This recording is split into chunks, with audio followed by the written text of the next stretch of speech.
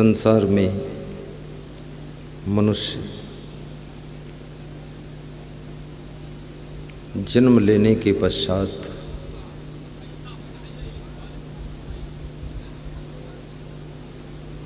सुख और शांति ढूंढता रहता है। कहाँ सुख मिलेगा, कहाँ शांति मिलेगी,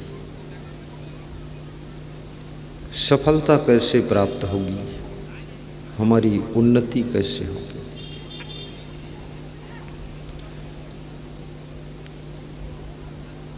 महात्मा विदुर से महाराजा धीराज धृतराष्ट्र ने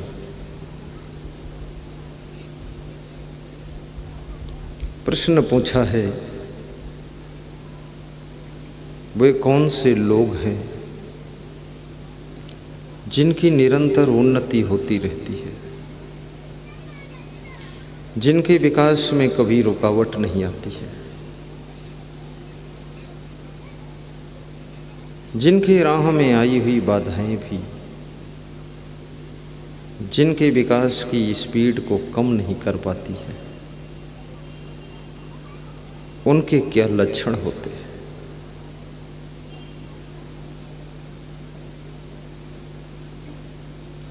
महात्मा विदुर कहते हैं, उद्योगम संयमो दाक्ष्यम अप्रमादो धृति स्मृति समीक्षा समारंभो विद्धि आचरणी श्रेष्ठा।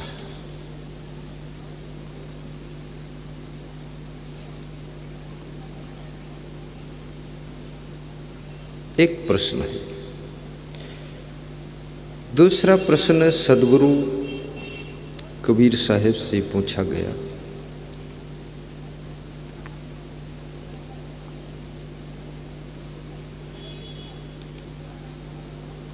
बरसाए कंबल भीजे पानी, कबीर की है उल्टी बानी। इसका अर्थ क्या होता है? कबीर की उल्टवासियां जगत प्रसिद्ध है। कबीर कहते हैं कंबल बरस रहा है और पानी भीग रहा है, और मेरी ये उल्टी बानी सुनकर के लोग आश्चर्य में पड़ जाते हैं कि कंबल कैसे बरस सकता है और पानी कैसे भीग सकता है, क्योंकि पानी तो सबको भिगाने वाला है, वो क्या भीगेगा। लेकिन संत कबीर जैसा महान पुरुष बरसे कंबल भीजे पानी का संदेश दे रहा है। कंबल कौन है, पानी कौन है, थोड़ी देर में समझाऊंगा। गुरु गोविंद सिंह ने उत्तर दिया था, जिन प्रेम कियो तिन्हि प्रभु पायो। जिन्होंने संसार के प्राणियों के साथ में, वस्तुओं के साथ में, पेड़ पौधों के साथ में, पशु पक्षियों में, माता पिता भाई बहन, प्रेम को टूटने से बचाना भी आता है, ऐसे लोगों को प्रभु का मिलन होता है। प्रेम ते प्रकट हो ही भगवाना। ये भगवान कैसे प्रकट होता है, भगवान कहाँ मिलता है? तुम मंदिर में जाते हो तो भी तुमको क्या भगवान वहाँ मिलता है? वहाँ भगवान की मूर्ति मिलती है। तीर्थ में जाते वहाँ भगवान मिलता है, वहाँ भी मंदिर है, वहाँ भी मूर्ति मिलती है, लेकिन भगवान कहाँ मिलेगा? और भगवान कैसा होता है?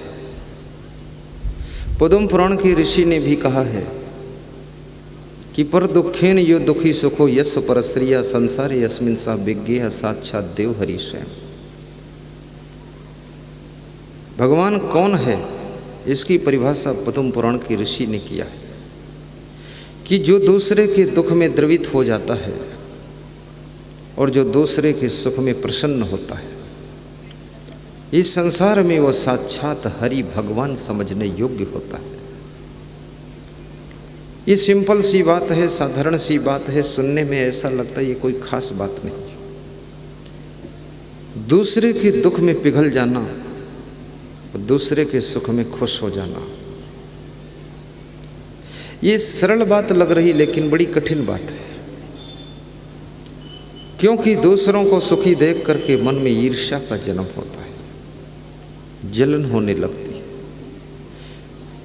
और दूसरों को दुखी देख करके मन बड़ा खुश होता है, ये अच्छा चक्कर में फंस गया, झेल ले तो इसको। अंदर अंदर कठोर हृदय है, और जिसके अंतःकरण में प्रेम की कमी होती है उसी के हृदय में ईर्ष्या का, जलन का जन्म होता है। और ईर्ष्या करने से मनुष्य की आयु कम हो जाती है, ईर्ष्या करने से उस व्यक्ति का विकास रुक जाता है, जलन करने से वो व्यक्ति आगे नहीं बढ़ पाता है।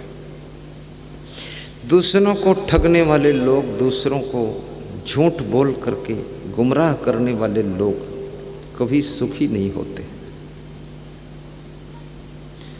दूसरों का पैसा लेकर के ना देने वाले लोग शर्मिंदगी और अपमान का शिकार होकर के सबके बीच में संकोच करके बैठे रहते हैं। याद रखना, प्रेम भरा दिल कभी दूसरों का यदि लेता है तो वापस 10 रुपये ज़्यादा लौटाना चाहता है।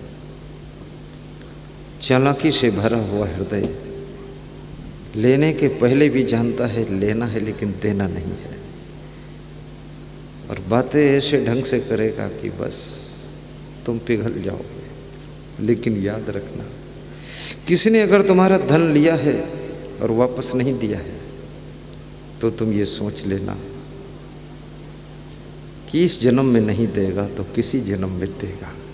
देना तो पड़ेगा ही, बिना दिए तो बचेगा ही नहीं, क्योंकि ये कर्म का चक्र बड़ा विचित्र होता है। हम जो जिसके साथ में कर्म करते हैं, इस जन्म में नहीं तो अगले जन्म में सही उसका फल घूम करके आता है। कर्म का हिसाब किताब बड़ा साफ सुथरा रहता है।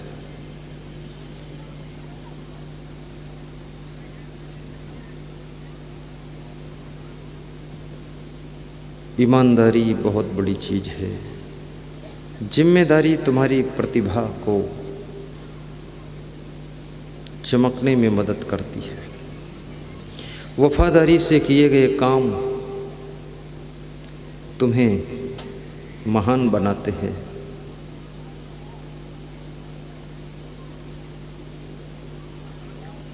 मैंने सुना है 2 मित्र किसी कमरे में रहते थे और साथ साथ पढ़ते थे। छुट्टी के दिन घर जाना था, दोनों मित्र निकले, कमरे का दरवाज़ा बंद किया, पंखा और बल्ब चल रहा था, बल्ब जल रहा था, पंखा चल रहा था। एक मित्र ने दूसरे से कहा कि दरवाज़ा खोलो, पंखा बल्ब बंद कर दो। उसने कहा चलने दो, क्या फ़र्क पड़ता है, मकान मालिक का नुकसान होगा, अपन क्या चिंता है। तो पहला मित्र बोला नहीं, मकान मालिक का भी नुकसान नहीं करना चाहिए। दरवाज़ा खोला, पंखा बंद किया, बल्ब बंद किया, फिर दरवाज़ा बंद किया, घर गए, संडे की छुट्टी मनाई, वापस लौट आए, पढ़ते रहे, पढ़ाई पूरी हुई।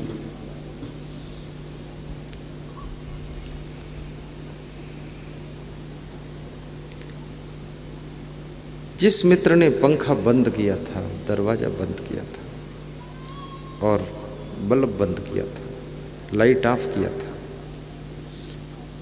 उसने नौकरी नहीं ढूंढा, उसने एक कंपनी खड़ी किया और उस कंपनी में 10,000 लोग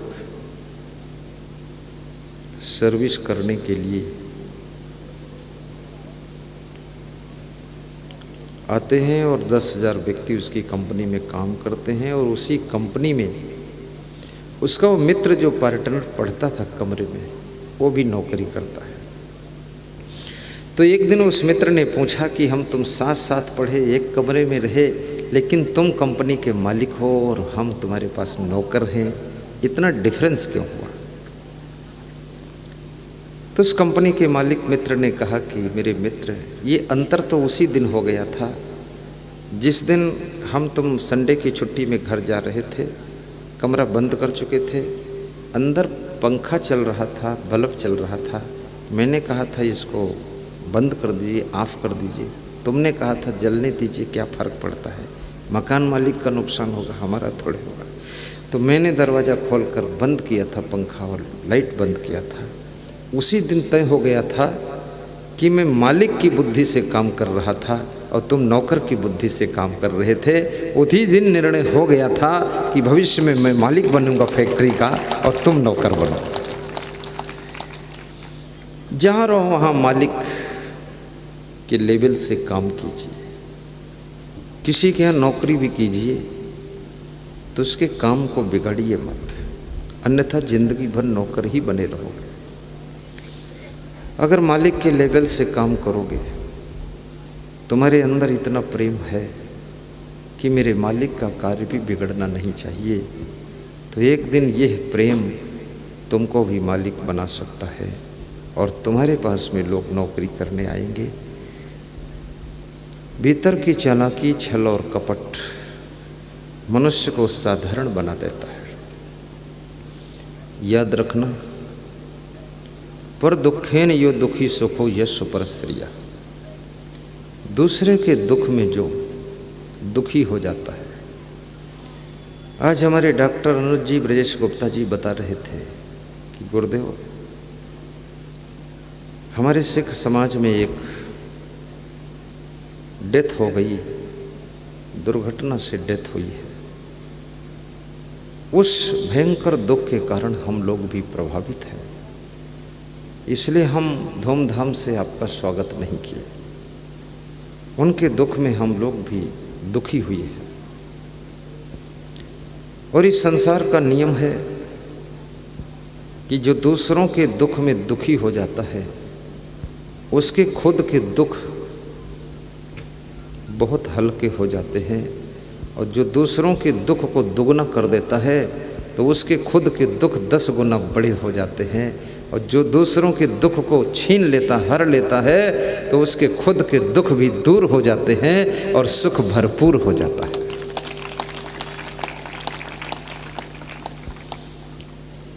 शास्त्रों में लिखा है कि जो दूसरों के दुखों को दूर करने का प्रयत्न करता है, वह व्यक्ति भगवान का रूप होता है। और जो दूसरों को दुख देने का प्रयास करता है, वह व्यक्ति